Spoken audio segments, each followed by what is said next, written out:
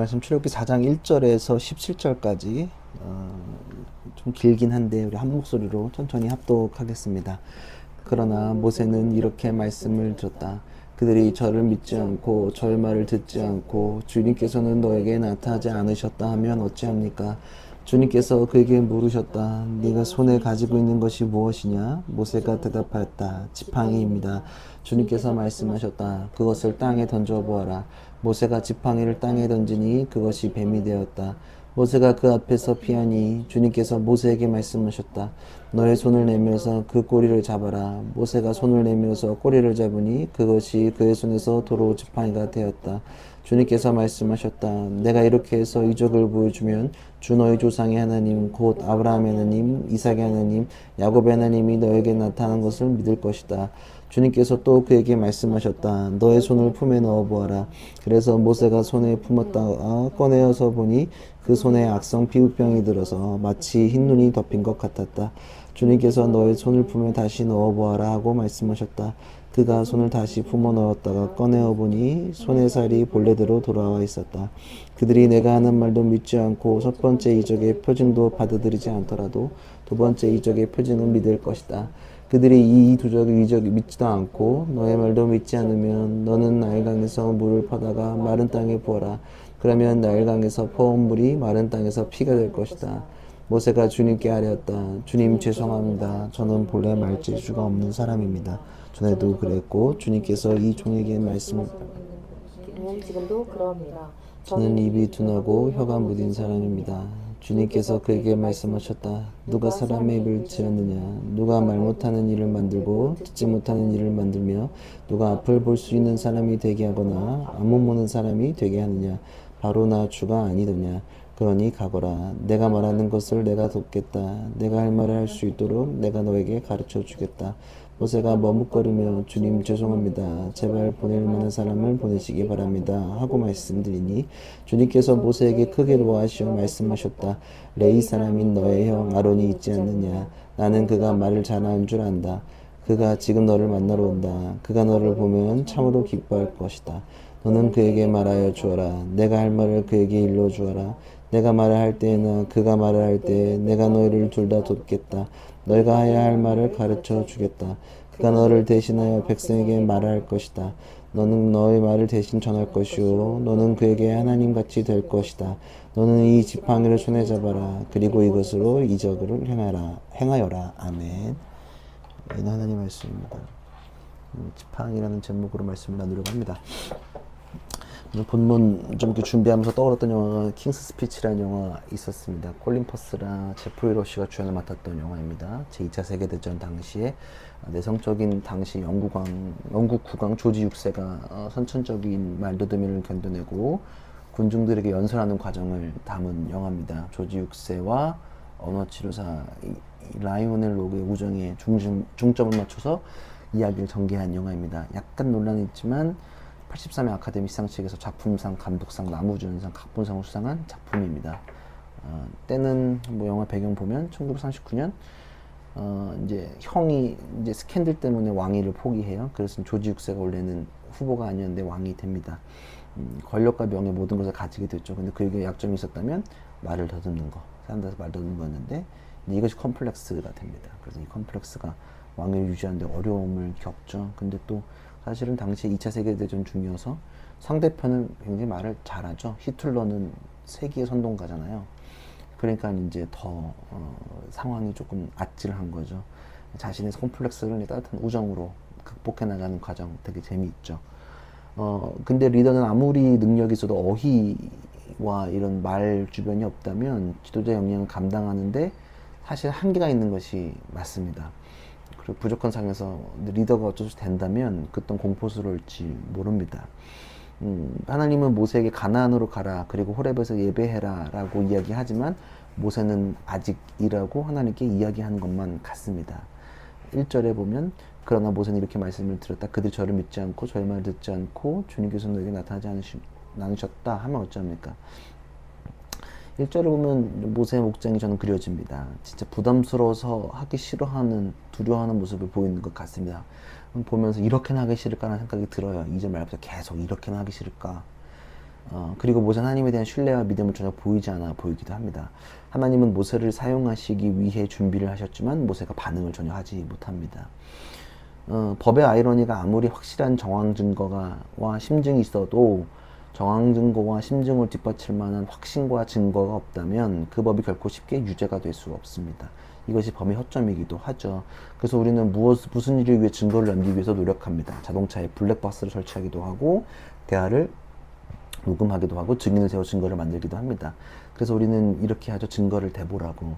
아마 모세도 증거와 확신이 여전히 자신의 눈에 보이지 않기 때문에 주저주저 하고 있는 것 같습니다. 증거 없이는 움직이지 않는 것이죠. 하나님이 함께 한다는 약속하는 걸 계속 몇 번 거듭 말씀하셨지만 그것보다도 자신이 믿을 만한 증거를 요구하고 있습니다.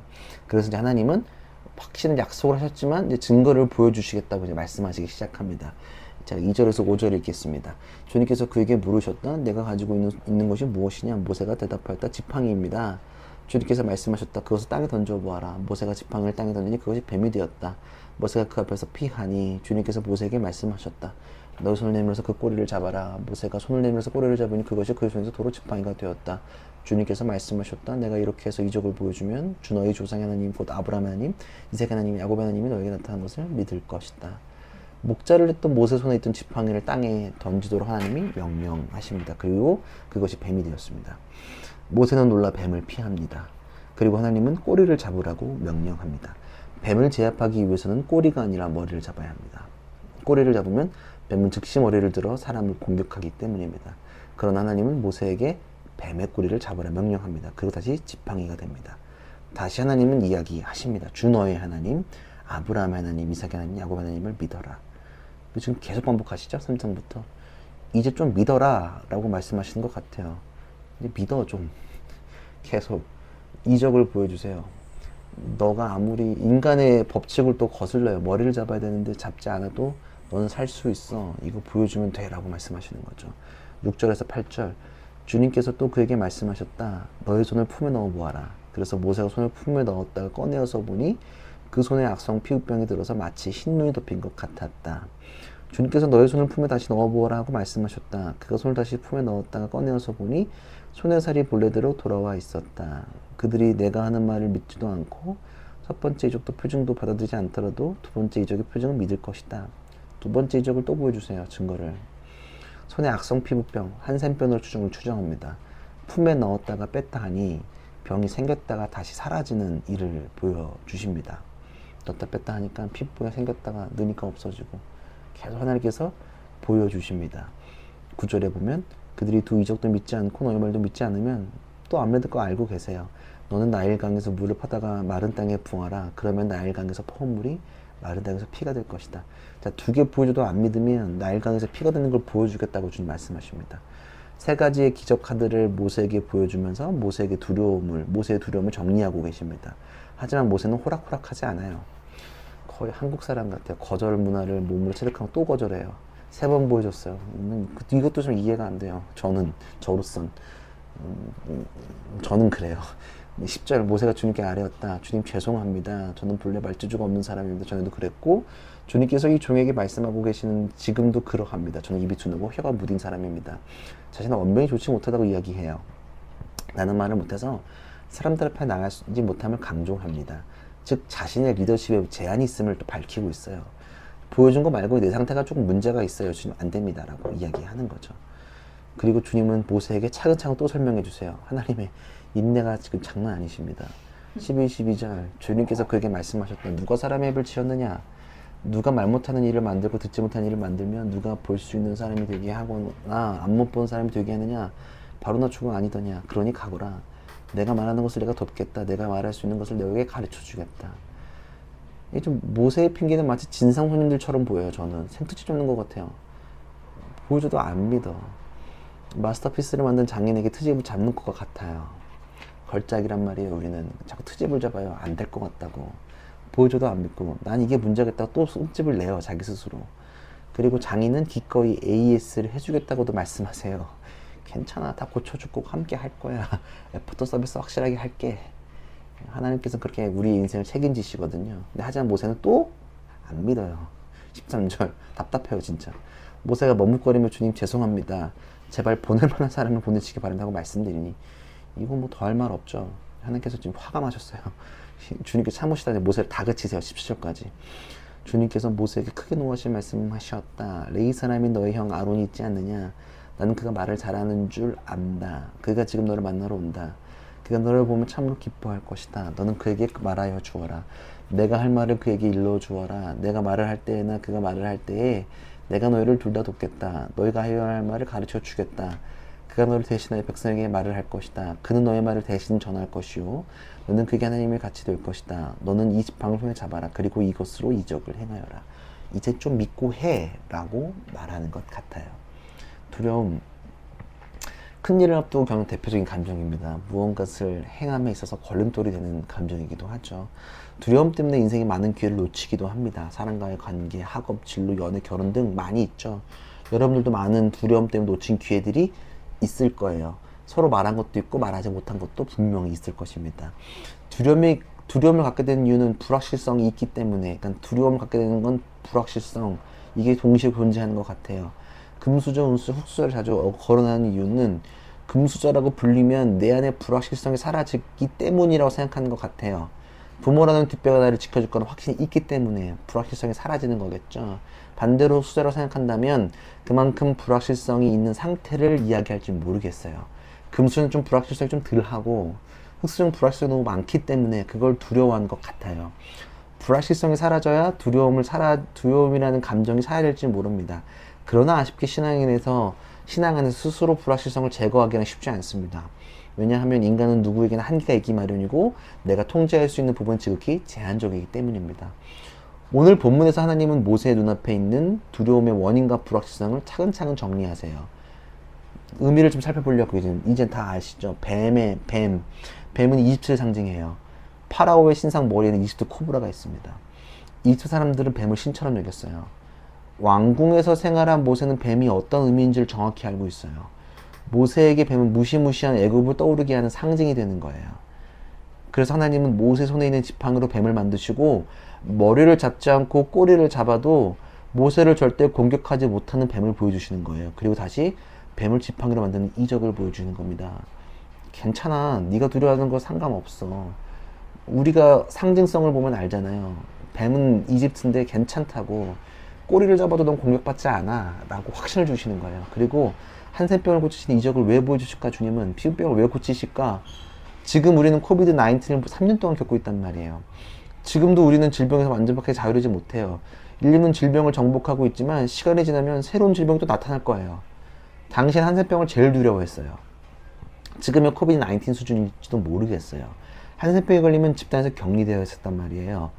폐병을 통제하는 모습을 통해서 하나님이 말씀하시는 건 무엇일까? 질병까지도 통제하고 있는 창조자 하나님을 보여주시는 거예요. 걱정하지 말라고. 괜찮다고. 질병까지도 괜찮다. 우리 상황이랑 정확하게 똑같아요. 또 나일강을 왜 피로 만드셨을까? 쇼야 그냥 아니란 말이에요. 나일강은 아프리카를 상징하는 강이에요. 무려 5,600km 되는 거대한 강입니다. 나일강에 특별한 게 있다면 범람해요. 1년에 몇 번씩 아프리카에. 그래서 유일하게 농사가 잘 된 땅이 아프리카에서 이집트란 말이에요. 자원이 풍족해요. 그래서 거대 문명을 유지할 수 있는 강력한 힘이 되었어요. 나일강은 교통과 농업, 군사를 유지할 수 있는 힘이에요. 나일강은 부와 풍요의 상징이에요. 이 강을 피로 만드는 것은 모든 부위에 있는 모든 부분에 하나님이 계시다는 것을 보여주시는 거예요. 돈도 통제할 수 있어. 풍요의 원천을 내가 죽일 수도 있다는 것. 피로 만들어서 니네 절대 힘을 쓰지 못하게 만들 거야 라는 것을 보여주시는 거예요. 지금 우리의 모습을 바꿔볼까요? 지금 우리가 두려워하고 있는 건 뭐죠? 제국주의가 되는 국가들이 지금 두렵잖아요. 우리가 알 수 없는 일들이 중국이랑 러시아 지금 난리를 치고 있잖아요. 대만을 공격할 수도 있을 것 같아요. 자칫하면 일본도 지금 난리예요. 어떻게 두려워. 이집트랑 비슷하게 가고 있단 말이에요. 그리고 인간의 통제를 벗어나고 있는 질병들, 신자본주의로 인해서 벌어지고 있는 수많은 일들, 돈이면 돼. 나일강이 돈을 상징한다 그랬잖아요. 풍요를 상징해요. 돈만 있으면 돼 라고 말하고 있는 것을 이야기하는 거예요. 근데 이 모든 상황은 모세의 상황과 우리의 상황이 동일해요. 하나님은 이러한 상황에서 우리에게 두려워하지 말라고 말씀하시는 거예요. 세상의 모든 것은 나의 통치 안에 있음을, 모든 것은 당신이 창조하셨음을 이야기하고 있는 겁니다.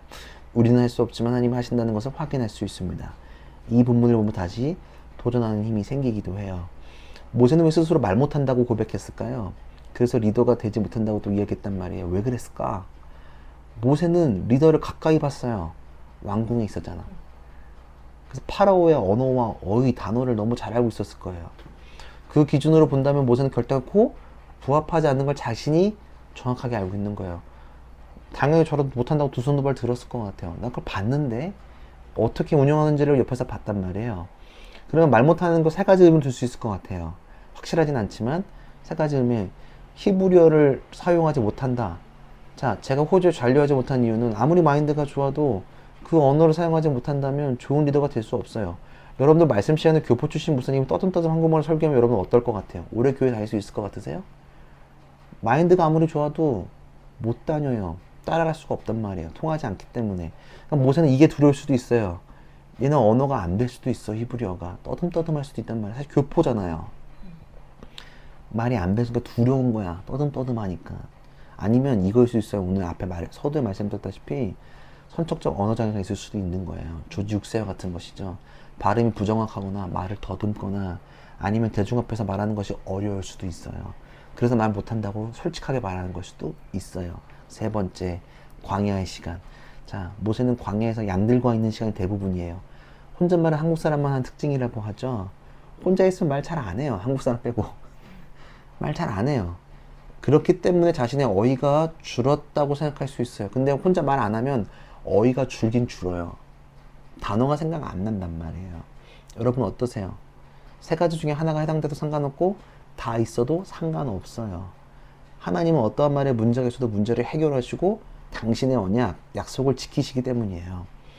여러분의 이상적인 모습 때문에 내가 부족하다고 생각하실 수도 있어요. 근데 그건 나의 생각일 뿐이에요. 답이 안 보여도 괜찮다는 거예요. 왜냐하면 하나님이 함께 하시기 때문이에요. 예, 하나님의 방법은 말을 대신해 줄 아론을 준비하시는 거예요. 하나님은 내가 상상하지도 못할 것을 준비하기도 하세요. 나의 문제를 가볍게 뛰어넘을 방법을 하나님이 이미 가지고 계시는 거예요. 모세 입장에서는 이렇게 한숨 쉬는 거예요. 하기 싫다. 어쩌면 우리도 하기 싫다라고 말할 수도 있는 일들이 있었어요. 근데 이 반응 하나님은 우리에게 계속 말씀하세요. 네가 하는 거 아니야. 내가 하는 거야. 해. 괜찮아 라고 말씀하실 수도 있어요. 왜냐하면 하나님은 모세가 일하지 않게 하시고 당신이 일하시기 때문입니다. 모세가 하는 게 아니라 모세는 지팡이 역할을 하는 거예요. 하나님은 요즘에 계속 강조하는 겁니다. 나를 강하게 만들지 않으시고 강함이 되어주시니까요. 그러니까 여러분의 상태에 흔들리시면 안 돼요. 우리의 상태에 흔들리면 안 돼요.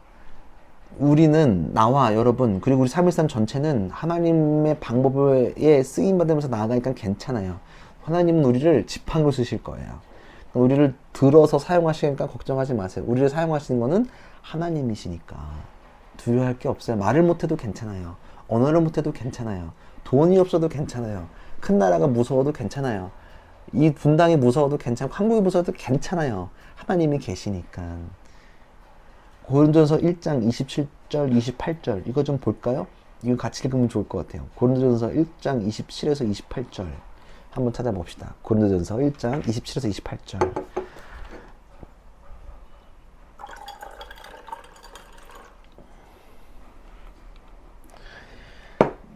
찾으셨죠? 우리 함께 한 목소리 읽어볼까요? 시작! 그런데 하나님께서는 지혜 있는 자들을 부끄럽게 하시려고 세상의 어리석은 것들을 택하셨으며 강한 것들을 부끄럽게 하시려고 세상의 약한 것들을 택하셨습니다. 하나님께서는 세상에 비천한 것들과 무시한 것들을 택하셨으니 곧 잘났다고 하는 것들을 없애시려고 아무것도 아닌 것들을 택하셨습니다. 아멘. 하나님은 우리 이렇게 택하셨단 말이에요.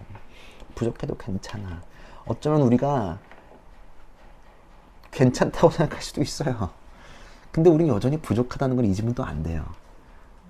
괜찮다고 오해할 수 있어요. 우리는 그거 쉽게 오류에 빠질 수 있는 집단이에요. 313은. 너무 특별해. 너무 스페셜하고. 우리 좀 다르다는 것도 알고 있어. 왜냐면 여러분들은 다 버리고 왔기 때문에 다르다는 것도 다 누구나 말하지 않아도 알아요. 우리 교회 식구들은 다 그래요. 여기 오는 사람들은 다 특별함을 가지고 있는 사람들이에요. 혹시 우리가 오해에 빠질 수도 있어요. 우리가 뒤에 거가 되면 안 돼요. 강한 것들을 부끄럽게 하시려고 할 수도 있는데 그렇게 되면 안 돼요. 앞에 늘 지혜 있는 자, 우리는 늘 부족하지만 하나님께서 쓰임받는 사람들로 가야 되는 거예요. 강하게 되려고 하지 마시고 우리는 늘 지팡이가 되어서 강함이 되어주신 하나님을 경험해야 돼요. 큰 나라 두려워하지 마. 돈도 두려워하지 마. 질병도 두려워하지 마. 괜찮아. 니네 말 못하냐? 부족하냐? 괜찮아. 이미 내가 준비하고 있고 역사할 거야 라고. 말 못하면 사람 붙여줄게. 괜찮아. 내가 함께 한다니까. 하나님 답답해 하시잖아요. 4장 가니까. 3장은 좀 참으신 것 같아요. 4장에 오니까 뉘앙스가 좀 답답해 하시죠. 말 안 들으니까 자꾸. 어쩜 우리처럼 이렇게 계속 이럴지도 몰라요. 기적을 봐도 떨기나무에 불붙은 불꽃을 봐도 안 믿어요. 음성을 들어도 피한단 말이에요. 두려워한단 말이에요. 예배를 많이 드려도 그럴 수 있어요. 여러분 절대 잊지 마십시오. 하나님은 우리에게 강함이 되어주는 그 사실을, 부족해도 괜찮다는 것, 분명히 우리에게 크게 역사하실 거예요. 그리고 이만 크게 역사하고 계세요. 지금. 그러니까 제가 근자감이 있는 거예요. 우리는 근자감이 있잖아요. 역사하실 거예요. 우리 이렇게 끝나는 거 아니, 이제 시작이에요. 하나님께서 더 크게 쓰실 거예요. 성전 준비하는 것도 괜찮다고 생각해요. 분명히 하실 거예요. 우리 예배 인원, 뭐 준비하는 것들 분명히 꿈꾸는 것 다 가능케 하실 거란 말이에요. 왜? 약속하셨으니까 우리에게. 두려워하지 않았으면 괜찮아요. 저도 모세처럼 쭈뼛쭈뼛 몇 년 한 것 같아요. 근데 이제는 믿고 있어요. 근데 뒤에 가면 또 넘어지기도 하겠죠. 근데 괜찮아요. 하나님이 함께 하시니까. 넘어져도 괜찮아요. 하나님이 함께 하시니까. 그런 것들을 우리가 좀 붙들고 나갔으면 좋겠습니다. 두려워하지 말고 담대하게. 그리고 하나님께서 말씀하시는 것 함께 있겠다니까. 증거도 보여주겠다니까. 보여줬잖아. 하면 돼 라고 우리에게 말씀하신 것들을 잊지 않고 우리가 좀 더 간절히 잘났겠다고 하는 것들을 없애시려고 아무것지도 않은 것들을 택하셨어요. 규모가 아니야. 하나님께서 쓰임하는 사람들 자체는 이런 거라는 것 우리의 313 가운데 놀랍게 일어나기를 간절히 기도합니다.